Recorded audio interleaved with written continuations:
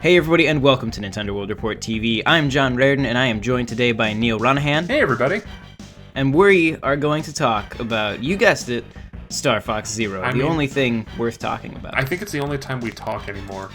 It's our entire relationship is built upon Star Fox Zero and occasionally Zelda. Yeah, we're the two people, I guess maybe the only two people who at E3 2015 really loved playing this game. Yeah, and everything I'm seeing, I'm just getting more and more excited. Yeah, this is the Direct on March 3rd, 2016, that we're looking at the stuff from that. And it looks even better. And we finally know more about the game and its structure, and it's making the wait for April very, very tough. Yeah, and it is April. Yes. There was a lot of rumors, some circulated by some very mischievous cats. Yes. That this game was going to be delayed.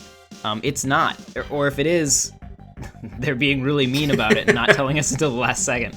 But it looks like it is on track for an April 22nd release, which has me very excited. Yeah. And it has branching paths, which I know was a big question that a lot of people had. Yeah, and they're doing it in kind of an interesting way, and I guess it might be the same kind of thing as past games, where it'd just be like, oh, if you complete it in this way, then you can go a different path. But then there's also these teleporters, which apparently tie into the story as well. Yes, like Andros has opened up teleporters and is doing something maniacal with them. Yeah. And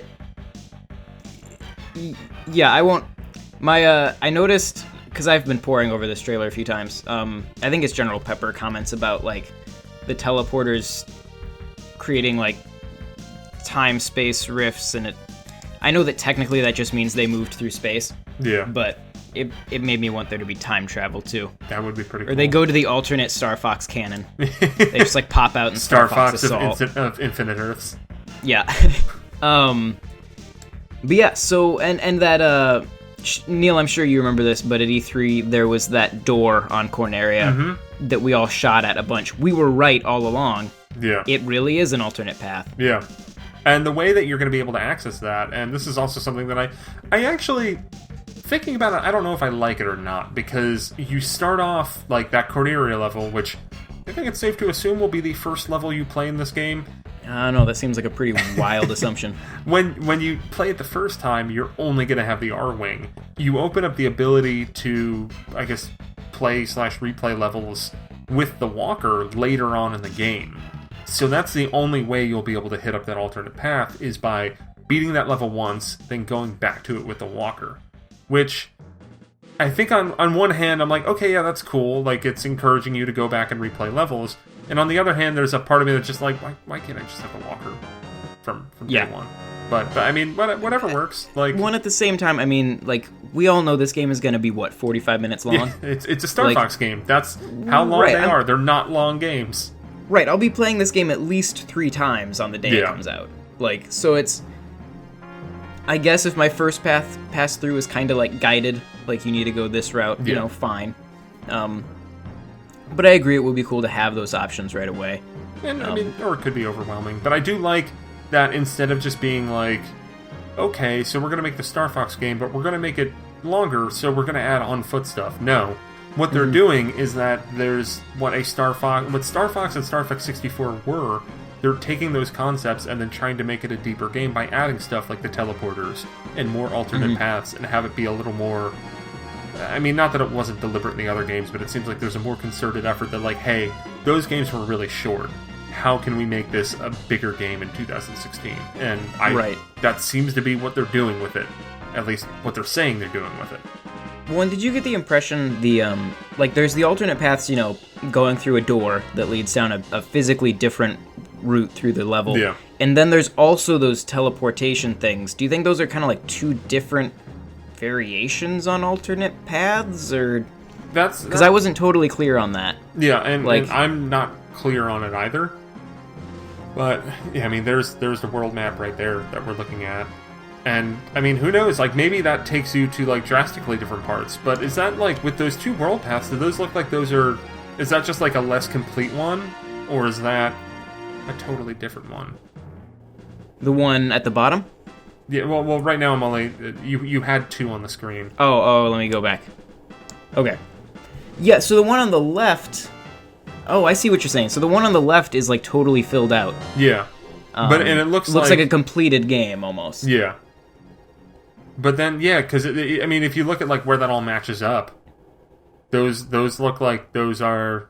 It's the same, but some of it's covered up. Yeah.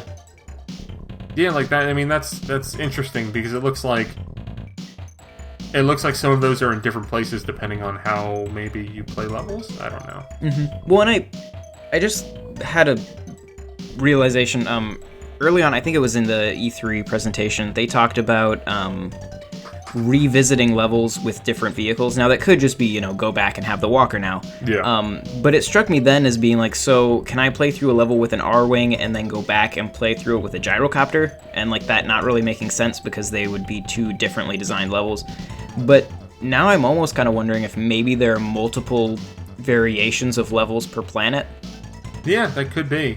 Like because they also, like, on the left-hand map there, they have medals, and then it says ×1, as in you've gotten a medal on, like, one version of that planet? Maybe.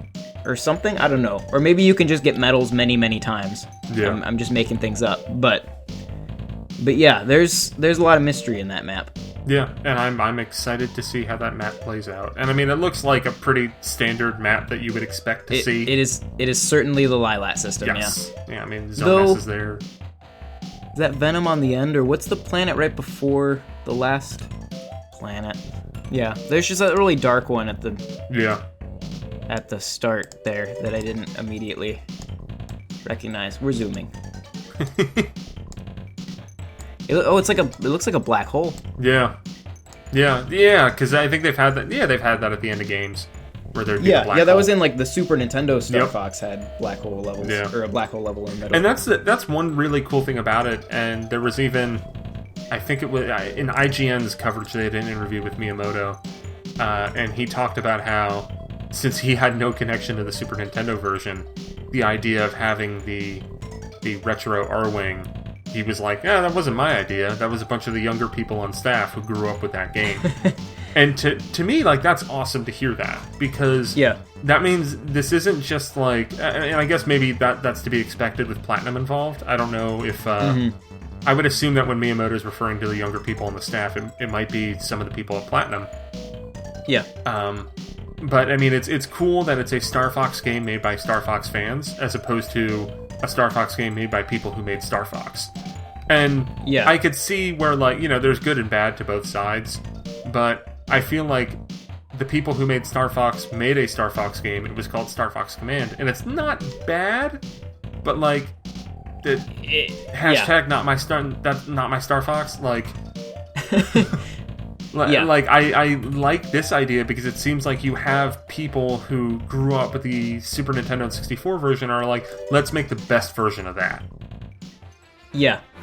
It's definitely there is some fan service in here. Yeah, I mean that Corneria level still looks like it's just like an HD version of the N64 one, which I could hear why people would be upset by that, but to me, like, it looks like what I want it to look like. Right, as long as it's not like a straight up remake of. I mean, I've bought that once. I'd buy it again on Wii U, but I'd buy Star Fox 64 HD. I mean, I'll buy that game as many times as you want to sell it to me. It's called Star Fox Zero. It's coming out on April 22nd. And the other neat thing about that retro R-Wing, which is unlocked by the Fox McCloud amiibo from Super Smash Bros., there will be no Star Fox amiibo line. They apparently... Is that confirmed, or is that... There's a quote from Miyamoto that I came across that he said that we were prototyping an R-Wing amiibo that turned into a walker. However, because of the size of amiibo, we couldn't get one that met the safety standards. So, it's not being totally thrown out. I love how the end of that amiibo thing says lighting effect added. Yeah. So it doesn't actually do that when you put it on the system. But Miyamoto did not 100% rule out the possibility of there ever, I guess, of the R-Wing amiibo being totally scrapped. It's just that for this time, it's totally scrapped. I guess if Star Fox Zero sells a bunch and they make a sequel, then maybe we'll see that Arwing amiibo show up as a bigger amiibo. Ooh, they could pull a Microsoft and name it Star Fox 1. Yeah. As the oh man. But the Fox amiibo brings in the retro Arwing. The Falco amiibo will also bring something to the table. We do not know what that is. What do you think that could be? Well, there's... Well, first, on a related note to the Fox amiibo having the retro Arwing, there's this part of me that really wants there to be like a bonus game in this that's just the original Star Fox remade in like just that style of 3D that so Arwing is in this. Because the reason that game hasn't shown up yet, theoretically, on like Virtual Console is that they've had trouble with like emulation or like rights to the Super FX chip. Yeah. And so it has never showed up. And so if they wanted to do it, they'd essentially have to remake it in a new engine. That'd be cool. That's like the super fanboyish thing. As far as Valco's stuff goes, I have to wonder if maybe it's like another alternate form of the Arwing. Like, could it be like an N64 version? Right, like the actual N64 one, or maybe Star Fox Assault gets some love. Maybe we get a Star Fox Assault Arwing. Maybe it unlocks Crystal. Yeah. I'm not ruling out the idea of playing as other characters with amiibos. I think that would be... Because, like, Valco, I mean, like in Star Fox Command, and even in Star Fox 2, like, he had his own separate ship that looked different than Fox's. Yeah. That maybe you get by scanning it in. I don't know. It wouldn't surprise me if there's some more Star Fox 2 love in this game than we've seen already, because there is definitely a lot of it. Yeah. I mean, there's the obvious... There's the Walker stuff, but then there's also, like, I was looking at this shot at the end of the cruiser blowing up, and it is identical to the cruiser blowing up from Star Fox 2. Yeah. Like, it is... They know what they're doing. Yep. And that's the cruiser that I believe that you... Is that... No, that might not be the alternate path. I don't know. I'm piecing together different videos that I've seen to try to figure out some of the This is, things. This cruiser is at the end... From what I've seen, it's at the end of Sector A. Okay. Which I think is, like, the alternate... It's one of the levels coming off of Corneria, it looked like, from that map. Because they showed... It was apparently at... The Treehouse showed it at E3. It was apparently on those E3 demo kiosks, but they wouldn't let us play it. And to be fair, it did not look done. Yeah. I think at a later event, I want to say PAX Prime, I think some press played it, but that might have even been behind closed doors. Yeah. But yeah, I mean, it's nice that... And I know, I mean, people have actually played this. And it seems like the consensus is that it's fun. Yeah. Wolf. Yeah, Wolf is back. Like, officially. I mean, we already kind of knew he was there, but, like, here he is. Yeah. In the flesh, just looking awesome. Along with the rest of his team. We haven't seen... They specifically say all 4 members are Star Wolf, but they've only shown us 3. Yeah. So we can only assume who the 4th member is. Yeah, it could be Andrew Oikane. It could be Panther Caruso. Obviously, it's Panther. I hope it's Panther. I see no other. If we go by the Star Fox Command lore, it could be Crystal. Yeah. That was one of the endings. So, holding out for Crystal on Star Wolf. It could happen. So what else is about this game that you're very excited for that you saw in this trailer? In this footage? All of it. Oh, so the co-op mode. We should talk a little bit about that. Yeah. That was something that was kind of, like... They kept mentioning it, like, maybe we'll do that. And then, like, this is the first time we've seen them be like, yeah, there's a co-op mode. It, like, I don't know if I'll ever really play it. No, probably not. But, like, I'll probably try to convince my wife to do, like, here, we can play this game together, and we'll play through one level, and then I'll finish the rest of the game by myself. Yeah. Somehow trying to use both controllers at the same time. Realistically, that's how it's going to happen, is I'm going to, in order to make this game more difficult for myself, I'll pilot the Arwing with my hands and shoot with my feet. That's going to happen. I mean, it's a cool premise. It reminds me of like the Co-Star mode from Galaxy, but yeah. I mean, there's a part of me that wishes there was some kind of competitive multiplayer to this, but it seems like this is just cut and dry. This is an adventure. That's it. Yeah.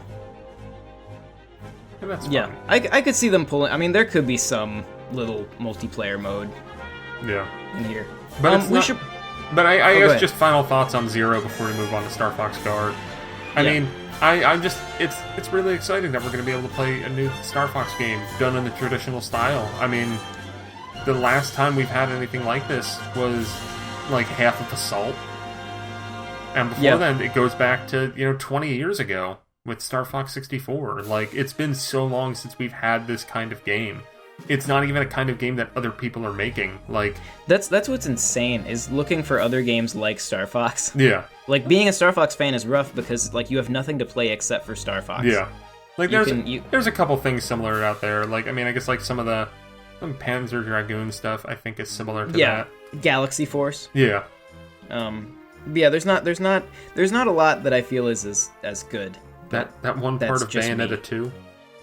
Yeah. Oh man. That's a good level. Yeah. And those people are making this game, so it's good. Yeah. But Star Fox Guard, makes sense now. Project Guard has a new name, and it's very similar to the old name. Yeah. Years were spent just brainstorming this name. That's what took so long. Is they took 2 years naming it. And they went out of their way to say, like, this game is done. So yeah. Project Guard is done. The real question is, where is Project Giant Robot? Maybe a part of Zelda U? I mean, that could be. Like, I mean, I'll be Giant curious if Robot? that even ever really shows up again. Because they did deliberately last year at E3, when they announced that Platinum Games was helping out with Star Fox Zero, they mentioned that Platinum Games was also working on Project Guard. They did not mention Project Giant Robot at all. Yeah. And I think when the year before, at E3 2014, when they showed off Project Guard, there was, like, the Star Fox logo on the cameras, and people were theorizing on that. I think Giant Robot didn't have anything explicit that was referencing Star Fox in it. It was just that they were the two Miyamoto projects, so I think people kind of lumped them as, like, oh, maybe they were part of the same whole. Yeah, that'll be a Xenoblade Giant Robot. Will be coming out soon. I mean, good. If they still have Club Nintendo and a year reward? Nah. Yeah, no, that'd be, I could definitely see that. I kind of figured that's what Project Guard would be. It's just it would show up on the eShop at some point for like $5. Instead, it's going to be 15, or come with the game. 15, yeah, it comes with the game. Well, I'll be buying this game physically because I want it on my shelf, and I do think it's cool that that in the box version you get, they're both boxed separately. Like, you really are getting like two cool Star Fox games, and, and you get a cool box. Oh, there's so much collectability in this, and I'm excited for it. Yeah, they don't have an amiibo in there, so they needed to add something else. There's still time. But amiibo, a soundtrack. I mean, from I'm going off of 2-year-old memories here with Project Guard, but it was a fun little thing because it was. I mean, it's a cool take on tower defense. Yeah. Like, I mean, you have the gamepad where you're laying out all of these cameras, and you need to use those to take out things that attack you, and it's juggling between the map and the cameras. Yeah. And what's this thing? This is where you can customize the waves, and then you can share them online and challenge people. That's awesome. Yeah. So this Project Guard was the E3 before I joined NWR and before I went to E3. Did you feel like this was a game that you kind of had to play with a second person? Like, do you feel like it's possible with a single person? I know that at the E3 demo, and I was kind of on both sides of it. I think I wound up playing the demo like 2 or 3 times because it was like nestled in a corner, and like by the 3rd day of E3, no one wanted to play it anymore. I know that like the demo attendant was trying to get people involved to be like, oh, shout out the camera that he's getting attacked at. And I think it's fun as a co-op game where one person is looking at the cameras and the other person's like, whoa, look at camera 10, look at 8, there's something wrong. But I think it's like the kind of thing where it's like Star Fox Zero, where you need to be looking and keep being mindful of 2 things at once. Yeah. So I think it like works in a co-op version, much like you could play Star Fox Zero co-op, where it's not necessary. Probably a little more fun than Star Fox Zero in co-op. Well, and now that I'm actually looking at this version of it, I hadn't been paying attention to this before. At E3, you had multiple screens on the TV, and then you had one of the cameras displayed on your gamepad, correct? I think you could go between the map. Okay. All right. I think the map was always on the bottom screen. Okay, because I was gonna say the way it looks like now, I feel like that could be, like, you can always see where the enemies are. I think, or maybe you can just see the cameras. Yeah, I think once again, going off of memory, I might be able to find some pictures that contradict it, but I believe that like how it looks, the gamepad and the TV setup here was similar to how it was at E3 all those years ago. Yeah. But it looks fun. But, like I mean, yeah, look, it looks like a good $15 eShop game. Well, and considering, I mean, I was already happy to pay $60 for Star Fox, so if I get a free game in there, then cool, awesome. Yeah. All for free stuff. That sounds good. Well, I guess it's technically not free. Yeah. Because the way the pricing works is $60 for Guard and Zero in a box form. And if you buy them on the eShop, you get Zero for $50 and then $5 off of Guard, or vice versa. And Guard is $15. Yes. All right. Well, is there anything else in this that you were? Other than bring on April 22nd, baby. Oh yeah. No, it cannot come soon enough. I can't wait. All right. Well, thank you guys very much for watching. If you liked this video, be sure to give it a thumbs up and comment in the description other things that you noticed, things you're excited about. And be sure to subscribe to Nintendo World Report TV, and then check out NintendoWorldReport.com for lots of other Nintendo coverage. And we will see you guys next time. This will probably be the last Star Fox deep dive for Zero. Until we do the deep dive of the entire game. It'll happen. I'm down. 10 hours long. We're doing it. It's Star Fox. It'll be done in 45 minutes. Oh, but Neal, I have been making nothing but Star Fox videos on this channel for the past year. I've been watching a lot of them. I can go on Star Fox for a long time. Anyway, thank you guys very much for watching, and we will see you guys next time. Bye. Bye.